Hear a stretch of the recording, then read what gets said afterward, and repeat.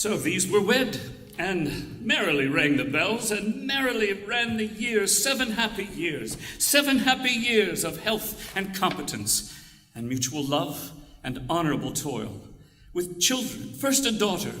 In him woke with his first babe's first cry the noble wish to save all earnings to the uttermost, and give his child a better bringing up than his had been, or hers. A wish renewed when 2 years after came a boy to the rosy idol of her solitudes, when Enoch was abroad on wrathful seas, or often journeying landward.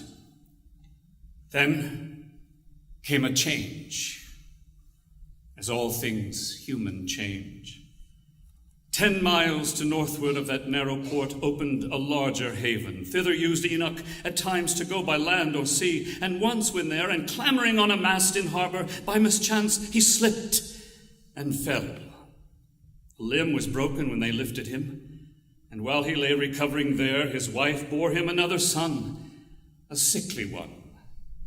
Another hand crept too across his trade, taking her bread and theirs, and on him fell, although a grave and staid God-fearing man, yet lying thus inactive, doubt and gloom. He seemed, as in a nightmare of the night, to see his children leading ever more low, miserable lives of hand to mouth, and her he loved a beggar. Then he prayed, "Save them from this, whatever comes to me." And while he prayed, the master of that ship Enoch had served in, hearing his mischance, came, for he knew the man and valued him, reporting of his vessel China bound, and wanting yet a boatswain. Would he go? There yet were many weeks before she sailed from this port. Would Enoch have the place?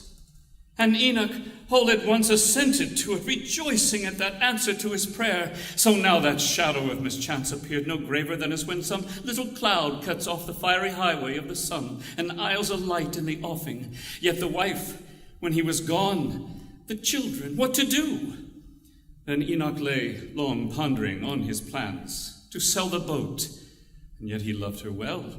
How many a rough sea had he weathered in her? He knew her as a horseman knows his horse, and yet to sell her. Then with what she brought, buy goods and stores, set Annie forth in trade with all that seamen needed, or their wives.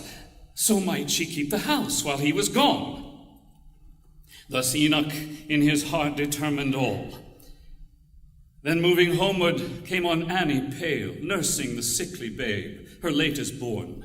Forward she started with a happy cry, and laid the feeble infant in his arms, which Enoch took and handled all his limbs, appraised his weight, and fondled father-like, but had no heart to break his purposes to Annie till the morrow when he spoke. Then first, since Enoch's golden ring had girt her finger, Annie fought against his will. Yet not with brawling opposition she, but manifold entreaties, many a tear, many a sad kiss, by day and by night renewed, sure that all evil would come out of it. Besought him, supplicating, if he cared for her, or his dear children, not to go. He, not for his own self-caring, but her and her children, let her plead in vain. So grieving held his will, and bore it through. And Enoch faced this morning a farewell brightly and boldly. All his Annie's fears, save as his Annie's, were a laughter to him. Yet Enoch, as a brave God-fearing man, bowed himself down. And in that mystery where God in man is one with man in God, prayed for a blessing on his wife and babes, whatever came to him.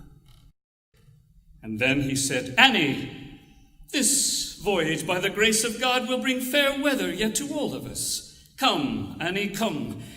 Cheer up before I go." But when he turned, the current of his talk to graver things in sailor fashion, roughly sermonizing on providence and trust in heaven, she heard, and not heard him.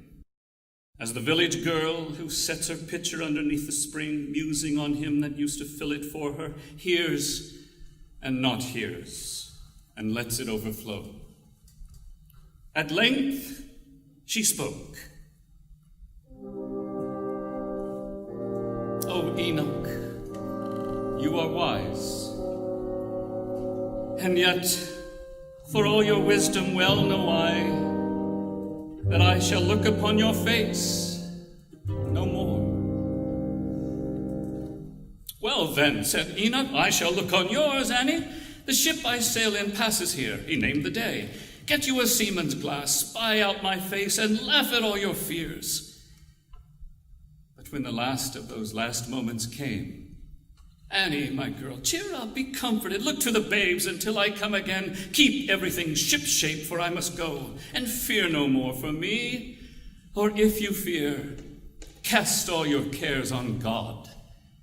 That anchor holds. Is he not yonder in those uttermost parts of the morning? If I flee to these, can I go from him? And the sea is his, the sea is his. He made it. Enoch rose, cast his strong arms about his drooping wife, and kissed his wonder-stricken little ones. But for the third, the sickly one who slept after a night of feverish wakefulness, when Annie would have raised him, Enoch said, Wake him not, let him sleep. How should the child remember this?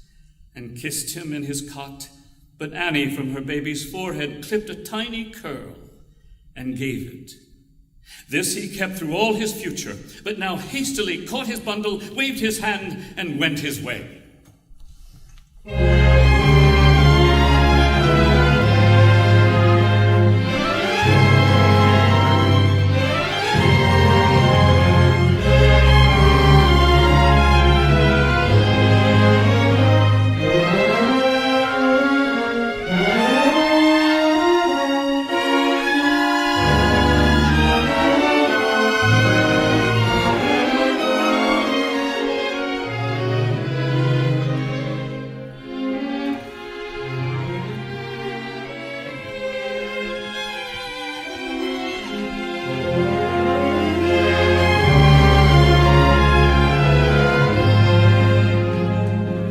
She, when the day that Enoch mentioned came, borrowed a glass, but all in vain. Perhaps she could not fix the glass to suit her eye. Perhaps her eye was dim, hand tremulous. She saw him not, and while he stood on deck waving, the moment and the vessel passed. Even to the last dip of the vanishing sail she watched it, and departed, weeping.